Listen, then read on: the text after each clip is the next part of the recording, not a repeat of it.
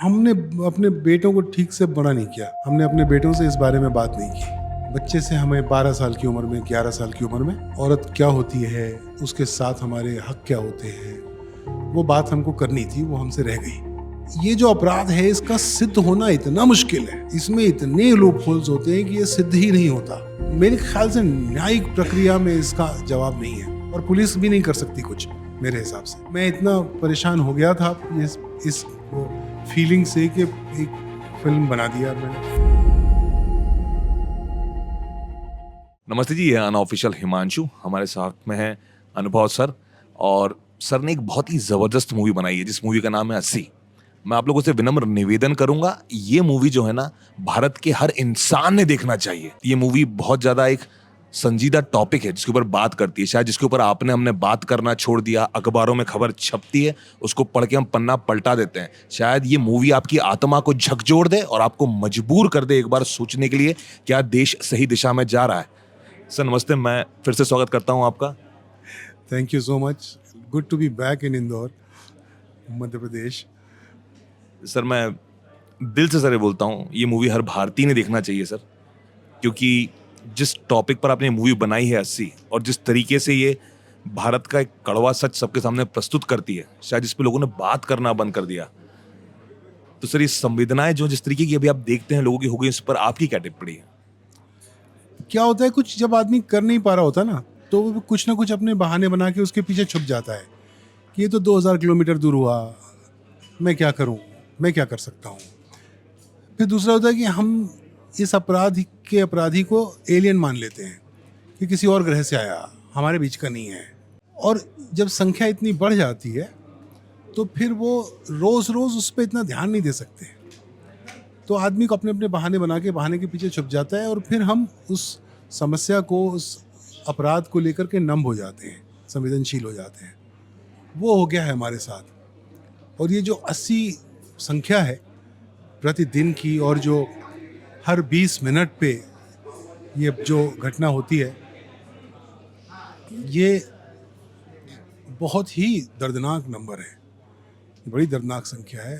तो हम अब इससे आंख फेर नहीं सकते, हमको इस तरफ देखना पड़ेगा, इससे बातचीत करनी पड़ेगी। और मैं इतना परेशान हो गया था इस फीलिंग से कि एक फिल्म बना दी यार मैंने। मैं अपने आप से पूछता रहता था कि मैं क्या कर सकता हूँ, तो मुझे लगा कि यार मुझे तो फिल्म बनानी आती है, मैं फिल्म बना देता हूँ। और मुझे लगता है हर वो इंसान जो कुछ भी कर सकता है, और हर इंसान कुछ ना कुछ तो कर ही सकता है, उसको करना चाहिए, शुरू करना चाहिए। बहुत बड़ी जटिल समस्या बनती जा रही है, देश की है।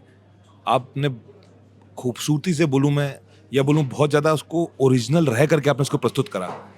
एक चीज जो मैं देखता हूं, हर 20 मिनट में एक बार एक स्क्रीन पर लिखा आता है कुछ, ताकि लोगों की आत्मा को वो झकझोर सके। वो जब भी लिखा आता है तब मेरी आत्मा हमसे एक आवाज आती है कि ये गलत हो गया इस देश में, एक बार फिर गलत हो गया ये। तो वो सर अद्भुत था, मतलब मैं आपको नमन करता हूं, मैं वो बहुत अद्भुत था सर।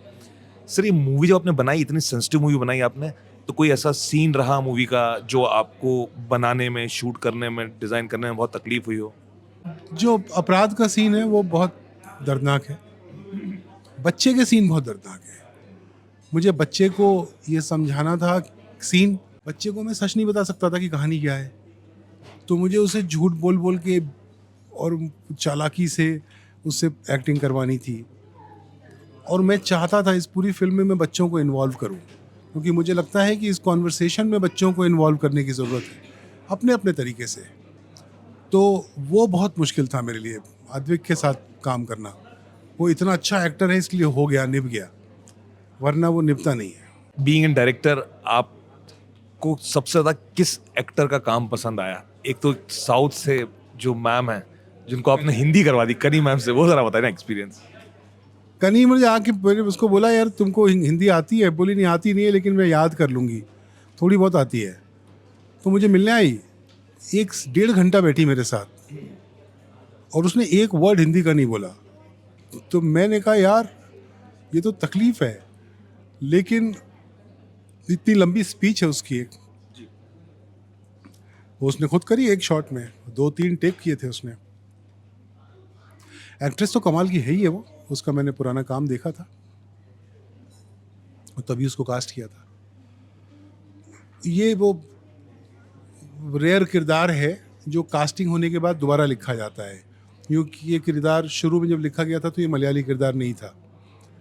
लेकिन मैंने कहा कनीज को, मतलब मैं बोलूँगा नहीं कि तू नॉर्थ की तरह हिंदी बोल, तेरी जितनी हिंदी है उतनी हिंदी बोल, और फिर मैंने उस किरदार को मलयाली कर दिया। आपने रीराइटिंग करी किरदार की। मूवी तो बताती ही है कि महिलाएं सुरक्षित नहीं है इस देश में। अक्सर हम लोगों से सवाल पूछता हूँ, सड़कों पे घूम घूम कर पूछता हूँ मैं। लेकिन सर मैं आपसे ये पूछना चाहता हूँ, एक हर इंसान की संवेदना है, हर इंसान के मन में इस चीज़ को लेकर के एक रोष है। तो आपको क्या लगता है सर, आपका पर्सनल ओपिनियन क्या है कि ये सब घटनाएं इतनी क्यों बढ़ते जा रही हैं इस देश में? क्या कारण है? हमने अपने बेटों को ठीक से बड़ा नहीं किया, हमने अपने बेटों से इस बारे में बात नहीं की। बच्चे से हमें 12 साल की उम्र में, 11 साल की उम्र में औरत क्या होती है, उसके साथ हमारे हक क्या होते हैं, वो बात हमको करनी थी, वो हमसे रह गई। तो ऐसे सोसाइटी हम ये कर नहीं पाए, लेकिन आज हम ये चीज ला सकते हैं। मेरी जनरेशन फेल हुई है इस मामले में।